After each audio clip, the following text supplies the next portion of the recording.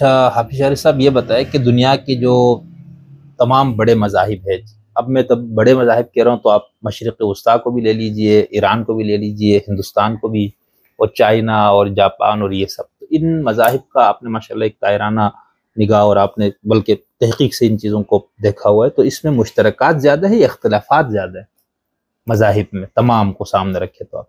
अगर आप अपने जौहरी तालीमात के एतबार से देखें तो आपको मुश्तरकात ज़्यादा मिलेंगे। अच्छा। मिसाल के तौर पर मैंने जब मज़ाहिब आलम में तज़किया नफ्स का जो मनहज देखा है तो वो अक्सर मज़ाहिब में मुझे एक जैसा ही नज़र आया है। इसके अलावा कुछ इखलाकी तालीमात हैं वो आपको सारे मज़ाहिब में आपको एक जैसी मिलेंगी। आपको कुछ तौहीद या खुदा से मुतल्लिक़ तसव्वुरात हैं वो आपको सारे मज़ाहिब में एक जैसे मिलेंगी। लेकिन प्रॉब्लम यहाँ पर आता है कि जब उन जौहरी तालीमात की, उन इखलाकी तालीमात की डिटेल की बात आती है, उसकी इम्प्लीमेंटेशंस की बात आती है, तो वहाँ पर मज़ाहिब के अंदर इख्तिलाफ पैदा होना शुरू हो जाता है। यानी कि हर मज़हब आपको ये कहेगा, आप किसी हिंदू से पूछ लें क्या तमाम इंसान बराबर हैं, क्या तमाम इंसान खुदा के बंदे हैं, तो वो आपको यही कहेगा कि तमाम इंसान खुदा के बंदे हैं। अगर आप उससे पूछें कि क्या कोई शख्स ऊंचा है, ज़ात का कोई नीचे है, तो वो कहेगा नहीं। लेकिन जब आप इसकी इम्प्लीमेंटेशन की बात करते हैं तो वहाँ पर इम्प्लीमेंटेशन के अंदर ज़ात पात का पूरा निज़ाम आ जाता है। सही। फिर कहीं पर मज़हब आपसे ये कहता है कि खुदा की जो है वो कोई भी बुत या कोई भी जो है ना एक शक्ल शबीह नहीं बनाई जा सकती।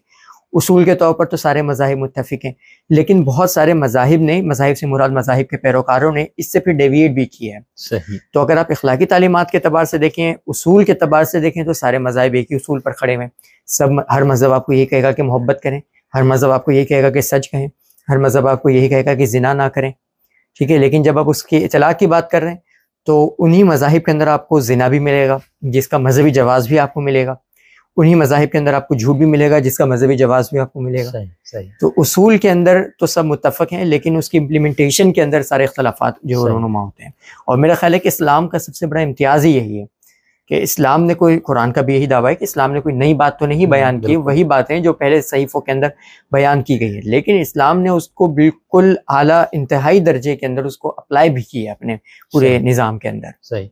शरअ लकुम मिनद्दीन मा वस्सा बिही, यानी अद्दीन एक है, फिर शिरा व मिनहाज अलग कर देते हैं वो। अच्छा, इसमें दूसरा जो कायनात की ताबीर और तौजीह है, यानी इस पूरी मादी कायनात की, उसके हवाले से जो खालिस मादियत है उसके मुकाबले पे जो मज़ाहिब है, तो इसमें तो सब मज़ाहिब मुश्तरक है ना, यानी वो इसकी रूहानी ही ताबीर करते हैं, या उसमें इख्तलाफ है?